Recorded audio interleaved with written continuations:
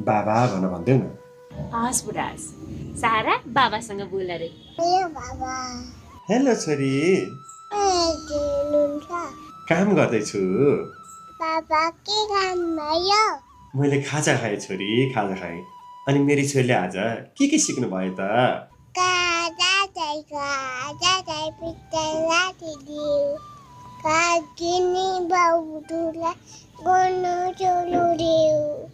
एहे, अनि अरू के सिक्यौ त छोरी?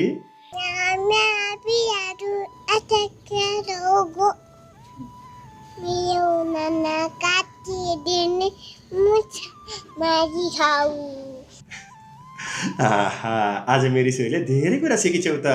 मामुलाई फोन देऊ त।